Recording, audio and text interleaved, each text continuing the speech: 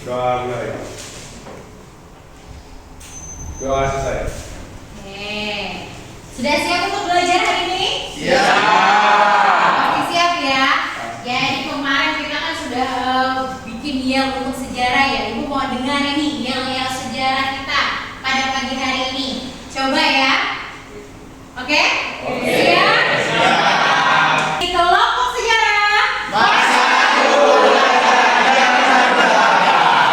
Oke, tepuk tangan.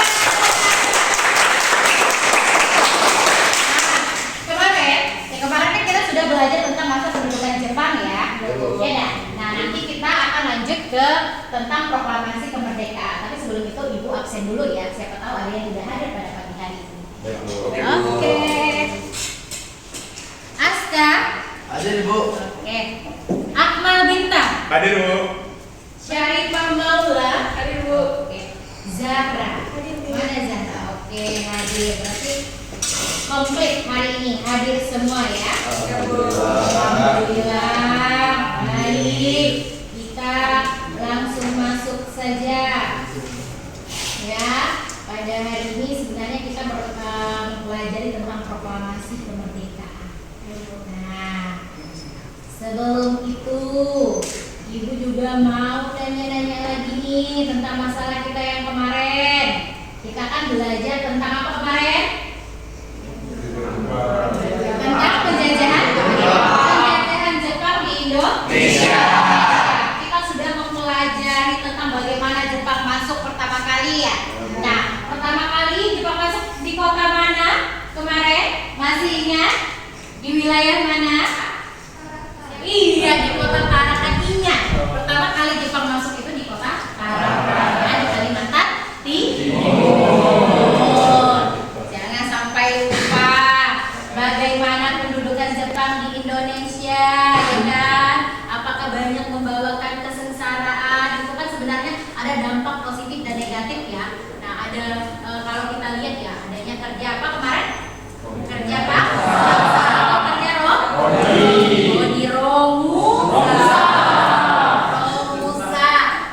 Ingat. Nah, itu banyak membawa kesengsaraan, tetapi ada dampak positifnya juga. Apa?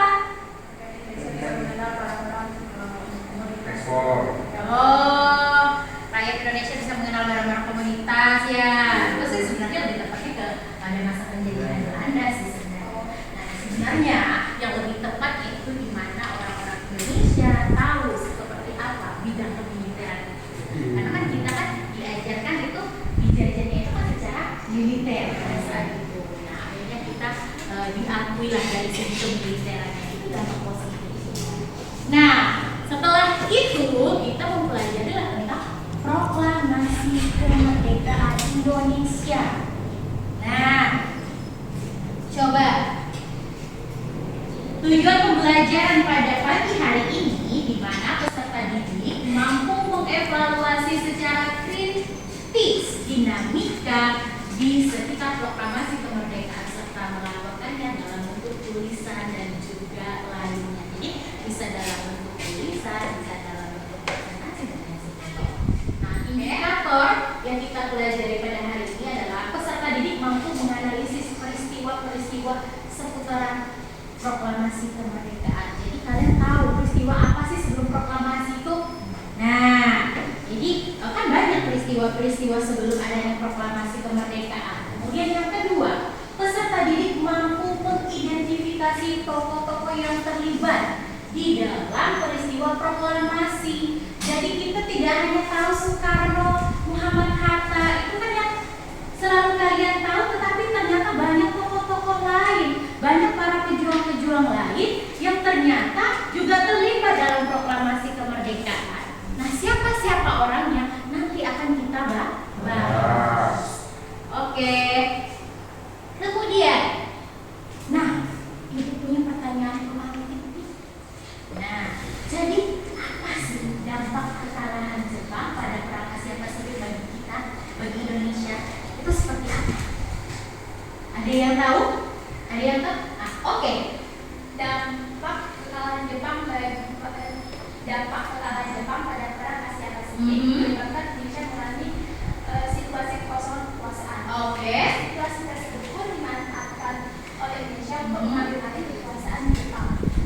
Oke, berikan tepuk tangan. Sip, betul juga. Jadi apa yang dikatakan Denny itu betul. Di mana pada saat Jepang hampir kalah pada saat perang Asia Pasifik, di situ sebenarnya ada kekosongan kekuasaan. Nah, di Indonesia, sehingga itu yang dimanfaatkan orang Indonesia. Nah, untuk memerdekakan Indonesia. Ada yang ingin memberi tambahan lagi? Oke, Luna. Memberi tambahan dari dunia pada kesempatan tersebut, maka Indonesia mengambil kesempatan untuk melakukan proklamasi kemerdekaan bangsa.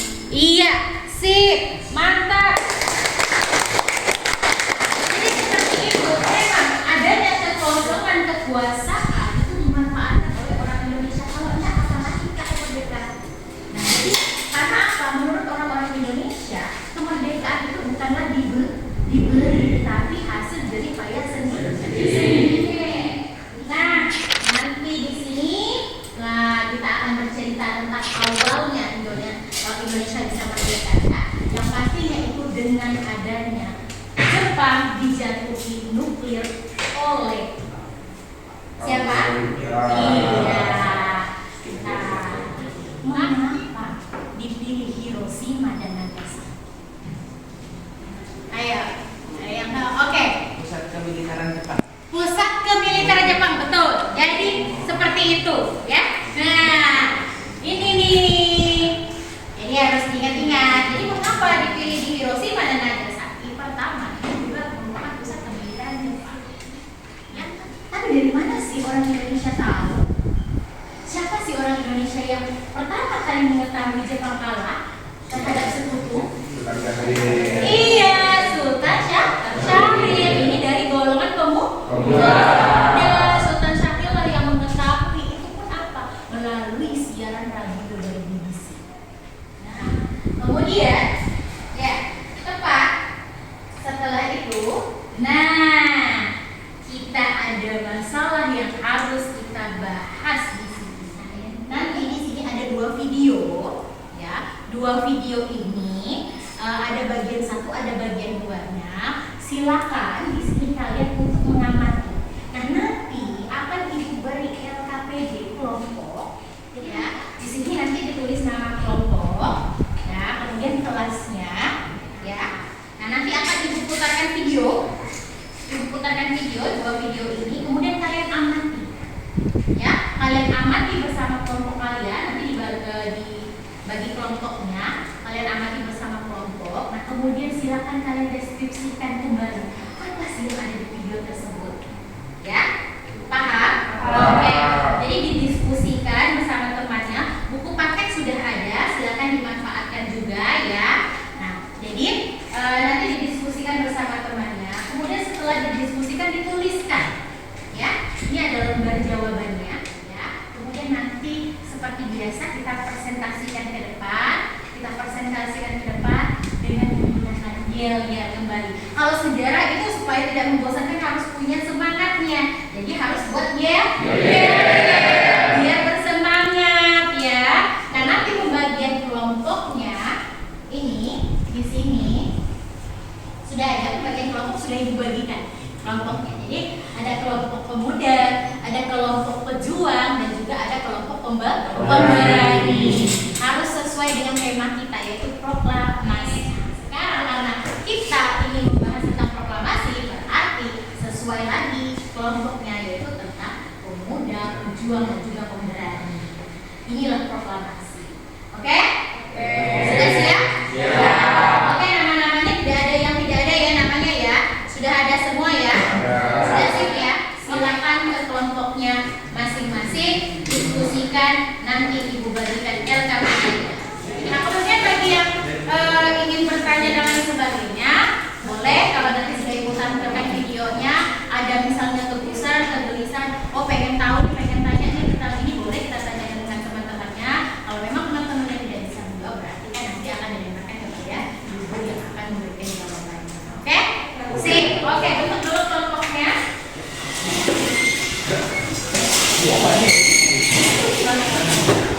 Proklamasi kemerdekaan Indonesia. Teman-teman, sebelum proklamasi Iya, kemerdekaan ada PDIP Indonesia, ya. ada beberapa peristiwa penting yang terjadi. Di antaranya, kekalahan Jepang terhadap Sekutu dan kemerdekaan yang diberikan Jepang terhadap Indonesia, penambahan BPUPKI dan PPKI. Semua ini akan kita bahas pada video bagian ke-1.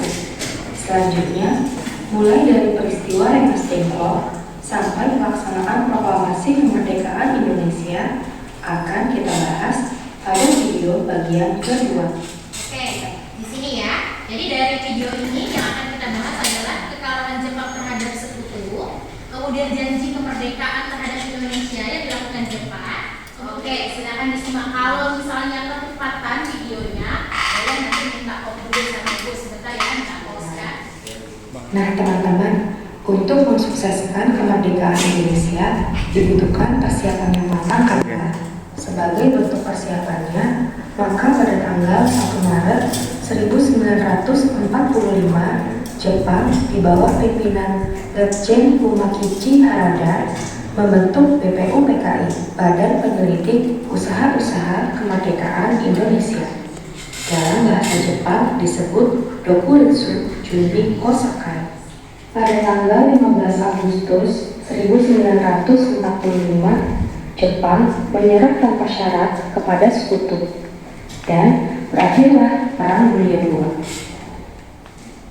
Nah, ini kita masuk ke peristiwa. Teman-teman masih ingat, sebelumnya kita sudah membahas bahwa setelah berita kekalahan Jepang terhadap Sekutu menyebar, golongan muda berusaha mendesak Soekarno untuk segera memproklamasikan kemerdekaan Indonesia. Sekitar pukul 11 waktu Indonesia Barat, upacara selesai dan berakhirlah peristiwa proklamasi kemerdekaan Indonesia. Oke, jadi di situ sebenarnya sudah memuat tentang peristiwa seputaran proklamasi. Kemudian indikator kita yang kedua itu kan adanya tokoh-tokoh ya yang berperan pada sekitaran proklamasi ya. Nah itu ada di video, sudah kalian tonton, sudah dicatat, dan silakan dideskripsikan, dikembangkan lagi. Oke, tadi kelompok pemberani yang mana ya? Oke, 4 dan 6. Oke, kelompok pejuang? Pejuang mana? Oke. Kelompok pejuang. Oke, silakan. Ada yang tidak paham? Jangan lupa yel-yel sejarahnya pada saat presentasi. Sebelum maju, itu tolong yel-yel penyemangatnya supaya kelompoknya semakin bersemangat dalam menyampaikan presentasinya. Ya.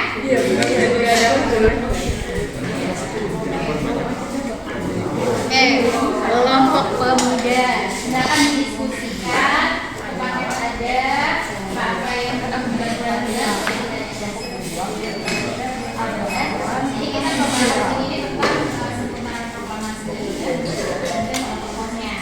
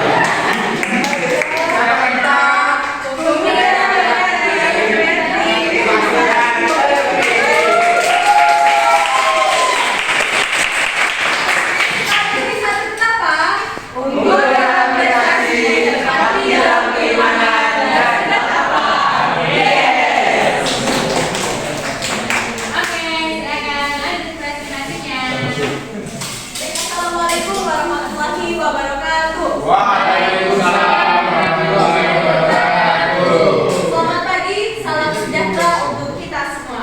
Pagi. Halo teman-teman semuanya, apa kabar? Yang terhormat Ibu Reani Ernita Dewi selaku guru pengampu dari Mapel Sejarah serta teman-teman sekalian yang saya sayangi. Nah, sebelum itu kami mengucapkan terima kasih atas kesempatan yang telah diberikan kepada kelompok kami untuk mempresentasikan materi sejarah, khususnya pada materi peristiwa proklamasi pada kemerdekaan Indonesia. Nah, langsung saja kita masuk ke presentasi materi proklamasi kemerdekaan Indonesia. Silakan. Nah, pada bagian video yang pertama itu ada tiga permasalahan. Yang pertama, kekalahan Jepang terhadap Sekutu. Yang kedua, janji kemerdekaan terhadap Sekutu. Dan yang ketiga, pembentukan BPU PKI. Jepang di bawah pimpinan Kumai Harada membentuk BPU PKI atau Badan Penyelidikan Usaha-Usaha Kemerdekaan Indonesia. Dalam bahasa Jepang disebut Dokuritsu Juki Rosakai. Naskahnya akan dibacakan bersama Muhammad Hatta pada tanggal 17 Agustus, tepatnya Jumat 1945, pukul 10 waktu Indonesia Barat. Nah, sebelum kami mengakhiri presentasi kami kali ini, jika ada dalam penyampaian kami masih kurang jelas atau masih belum dimengerti, silahkan untuk bertanya. Kami silakan. Ya, silakan. Oke. Apa dampak dari larangan rapat PPKI pada malam 16 Agustus 1945 terhadap proklamasi kemerdekaan Indonesia? Oke, mulai ditampung dulu, dicatat ya pertanyaannya. Kalau ada yang mau bertanya lagi silahkan. Boleh. Ya, kalau kita lihat ya dari kelompok kedua. Jadi yang saya mau saya tanyakan, apa yang menjadi persetujuan khusus terkait keluarga Soekarno yang membuatnya bersedia dibawa ke luar kota oleh golongan muda? Apa sih? Saya kami tampung dulu pertanyaan.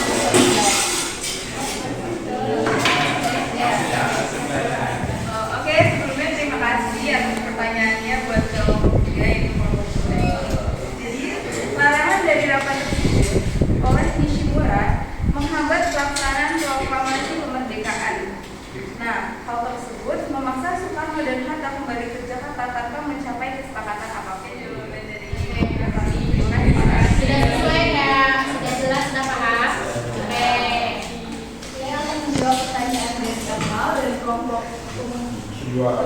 Untuk jawabannya, persetujuan khusus terkait keluarga Soekarno adalah bahwa golongan muda akan menjaga keselamatan istri dan anak-anak Soekarno yang masih berada di Jakarta. Soekarno juga mendapat jaminan bahwa golongan muda tidak akan memaksanya untuk melakukan sesuatu yang bertentangan dengan kehendaknya. Terima kasih. Golongan muda itu menjamin keselamatan ya, keselamatan apa namanya keluarga daripada Soekarno sehingga oke selamat pulang. Kita pergi. Ya. Oke. Jika dalam penyampaian presentasi kami ini ada salah kata, kami mohon maaf yang sebesar-besarnya dan mohon maaf apabila jawaban dari kelompok kami ini masih kurang memuaskan ya. Oke. Akhir kata dari kelompok kami, wabillahi taufiq wal hidayah. Wassalamualaikum warahmatullahi wabarakatuh. Assalamualaikum warahmatullahi wabarakatuh. Waalaikumsalam warahmatullahi wabarakatuh. Salam sejahtera, Om Swastiastu, Namo Buddhaya, salam kebajikan. Adil Kak Talino, Bacuramin Kak Saruga, Basengat Kak Dibata. Saksikanlah yel-yel dari kelompok pejuang. Kelompok apa yang paling keren? Pejuang. Kelompok apa yang paling hebat? Pejuang. Di sini ada 7 rakyat bangsa yang siap berjuang untuk negara. Kelompok pejuang.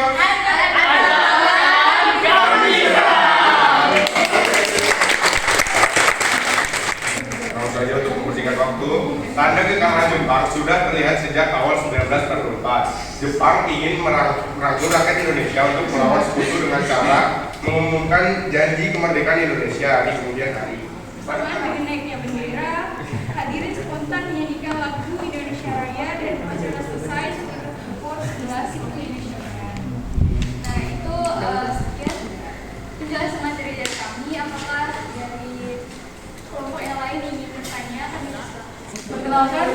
para suku Firgina Zuhak dari kelompok pemuda atau kelompok 1. Saya ingin bertanya, apa tugas pokok dari BPUPKI? Terima kasih. Para untuk pertanyaannya akan disambut terlebih dahulu ya. Jawab Paras dari kelompok pemuda bahwa tugas pokok BPUPKI adalah merumuskan dasar negara dan konstitusi bagi bangsa Indonesia yang merdeka. Baik, terima kasih. Jadi tugas pokoknya itu pada saat itu ya, karena BPUPKI itu berjenjang pertama. Jadi merumuskan iya dasar negara, karena kita belum ada dasar negara ya. Jadi merumuskan dasar negara pada saat itu. Oke. Saya akhiri, wabillahi taufiq wal hidayah. Wassalamualaikum warahmatullahi wabarakatuh.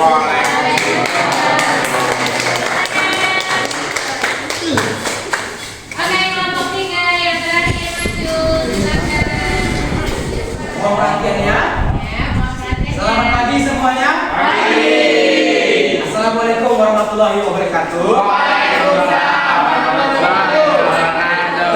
Shalom, selamat sejahtera kita semua. Om Swastiastu, Namo Buddhaya, salam kebajikan. Pemerhati, kelompok pemerhati.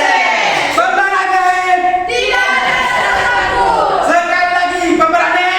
Siap dalam kondisi apapun. Pemerhati, pasti.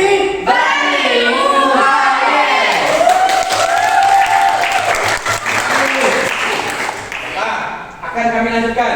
Silakan. Yaitu ada 5 peristiwa penting yang terjadi menjelang proklamasi kemerdekaan Indonesia. Yang pertama, kekalahan Jepang terhadap sekutu, yang kemudian dilanjutkan dengan janji kemerdekaan Jepang terhadap bangsa Indonesia. Dan Acara selesai dan berakhirlah peristiwa proklamasi kemerdekaan Indonesia. Itu saja presentasi dari kami. Sebelum kami menutupnya, apakah ada yang ingin bertanya? Silakan. Oke, satu orang. Kenalkan, nama saya Steven Segal dari kelompok 1, yaitu kelompok pemuda. Nah, pertanyaan sini, kenapa Jepang merahasiakan kekalahannya dari rakyat Indonesia? Baik, pertanyaan kami campur dulu ya. Terima kasih. Pertanyaan dia. Izin jawab Oke. pertanyaan.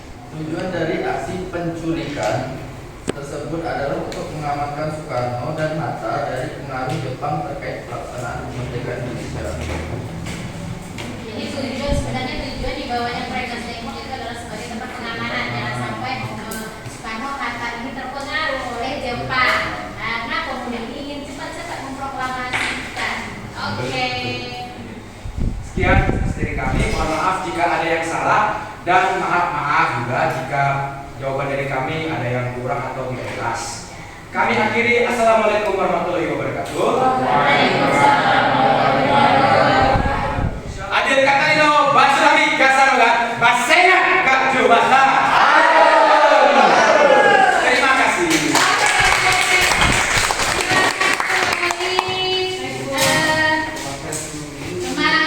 Silakan dulu ya, silakan kembali ke tempatnya masing-masing. Oke, jadi tadi sudah semua presentasi ya dengan materi yang sama, tapi mungkin ada penyampaian, setiap penyampaian kan pasti berbeda-beda. Nah, baik, jadi tujuan dari indikator kita ini kan adalah bagaimana kita harus mengetahui peristiwa-peristiwa apa saja sih seputaran proklamasi ya. Berarti kan ada peristiwa pembentukan BPUPKI atau yang dikenal dengan nama Dokuritsu Junmi Josaka.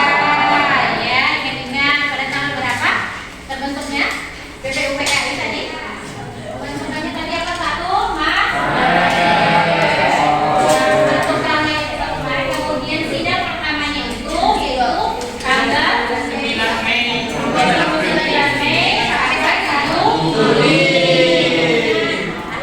Amankanlah Rengas Dengklok. Mengapa Rengas Dengklok dipilih? Karena Rengas Dengklok itu adalah apa kemarin tadi?